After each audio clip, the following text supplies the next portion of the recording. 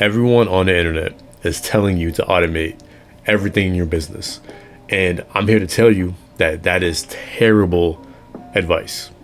In some cases, automation can actively hurt your relationships, waste your time, and put your clients' data at risk. In this video, I'm revealing the 3 critical areas you should never automate or approach it with more caution. If you don't know who I am, my name is Devin. I am an AI agency owner who helps solo business owners scale with automation.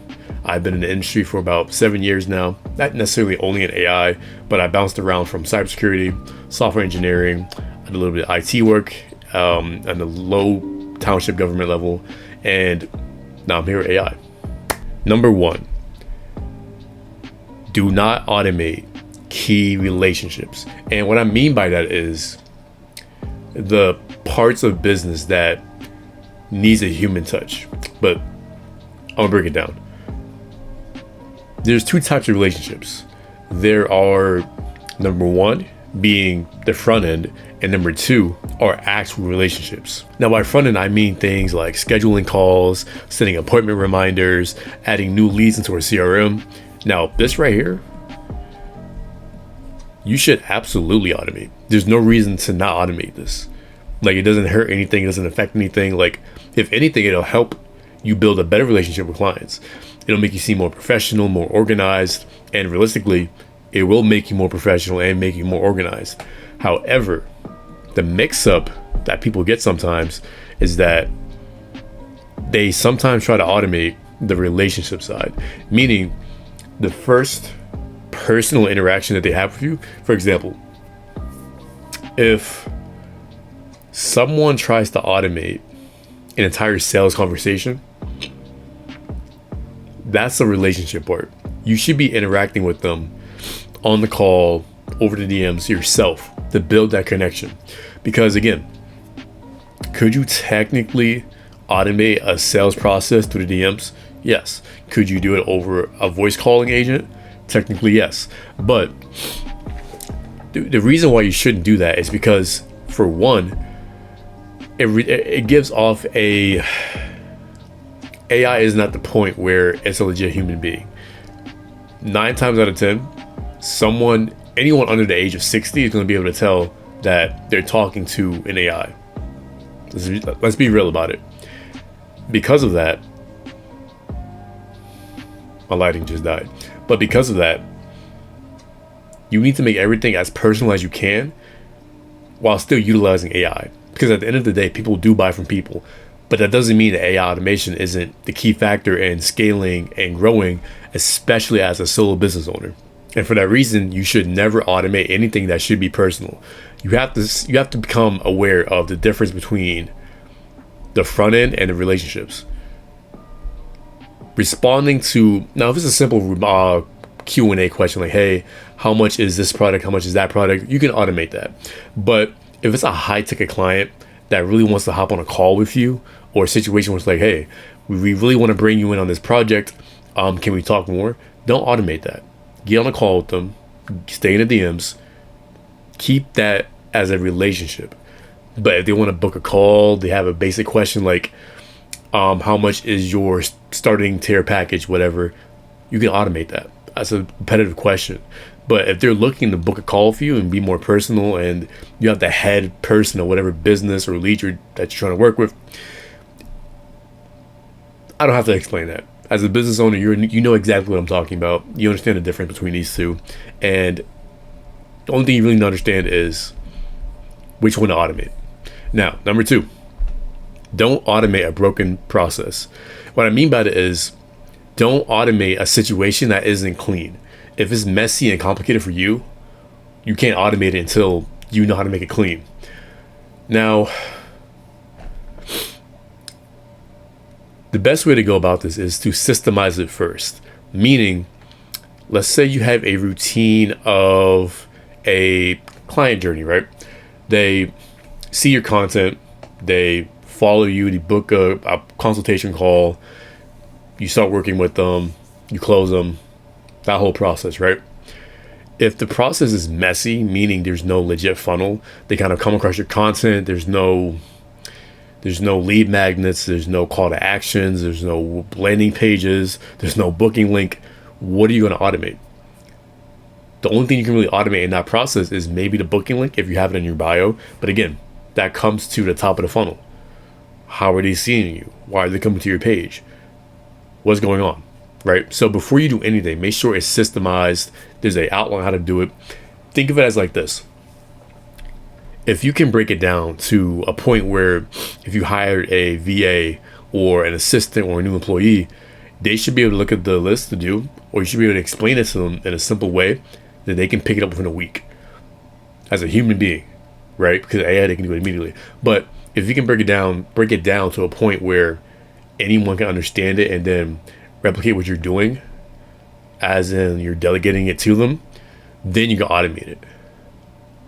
But if you don't have that broken down just yet, do not automate it. You can't.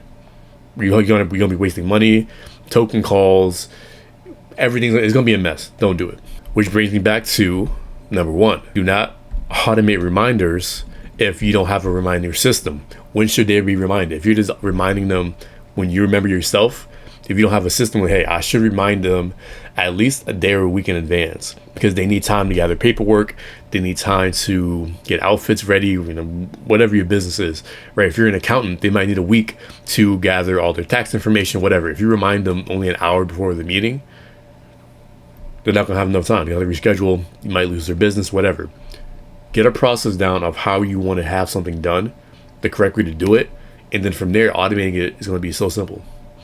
Right? If you're doing it yourself, you're going to appreciate that. If you're hiring somebody like me, I'm going to appreciate that greatly. Speaking of which, if you need help setting up any automation for your own business, click the link down below, schedule a free consultation call. It takes about 15 minutes.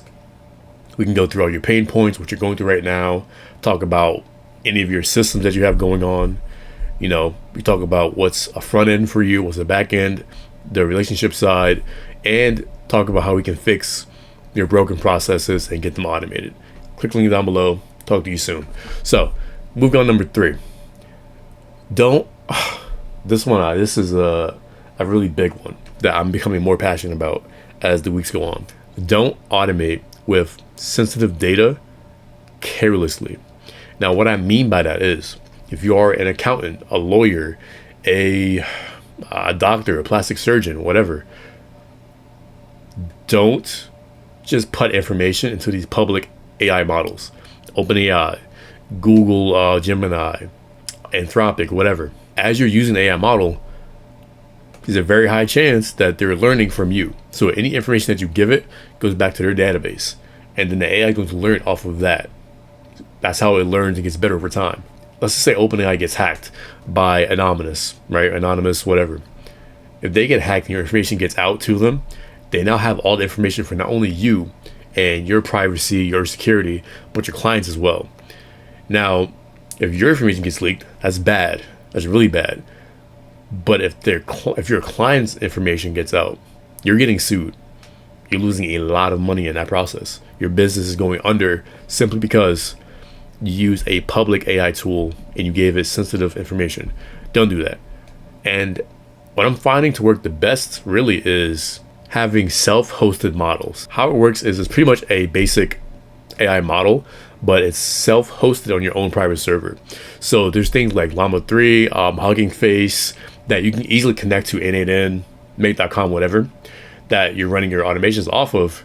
And that way, it's private. It's not going anywhere. It's going to your server and back. That's it. It's not going to Hugging Face. It's not going to Llama, whatever. It's not going anywhere other than your device to the server that you own. Simple connection.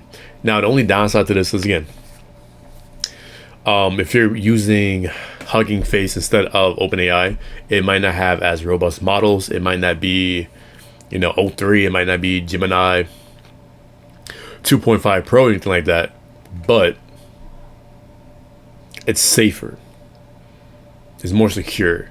And again, you can work on your own model over time, make it better, whatever. But if you're dealing with private, sensitive information, I highly recommend looking into this. If you want to talk more about this, again, click the link down below, schedule a call, we can talk about it and see if that's a solution for you. Because again, as AI gets better, one of the biggest risks that I myself see coming along is AI being used to break into different security sectors, hosted servers, computers, whatever. It's getting scary. It's getting scary. Not yet, but again, I'm not saying that AI is going to be able to break into anything you have going on right now, but over time, as the days go on, it becomes more of a reality. As someone who's into cybersecurity myself, I see the issue already coming on. So if you're not invested in any private tools or AI models, this is for you. Now, if you don't want to have it running yourself, there are other options that you can use, like Azure OpenAI, Google Vertex AI, with strict data privacy contracts. They promise not to train on your data. Now, this is an option. So you can use some of these powerful models. This comes at a price, though. It's not something where you can just use it for $50 a month. The enterprise level, I mean, it depends. I know it could be anywhere between like $1,000 a month, maybe more. It really depends on your use case. Off the top of my head, I'm not sure, because again, you have to contact them to even figure out that price point. So I'm going to assume it's in $1,000 range. I'm going to assume it is. But again, you get the power of all the strong models that are out there right now. Gemini, OpenAI. It's convenient with extra layer security. But again, if you want to take it the extra step, which personally I would recommend getting into, is having self-hosted models. I really like this idea, especially if you have a business like a dentist, accounting, lawyer, whatever. Self-hosted AI models are going to be a very big turning point for the future, and I myself am going to invest way more time into. I might even drop more videos about that going forward. But again, don't put all of your information.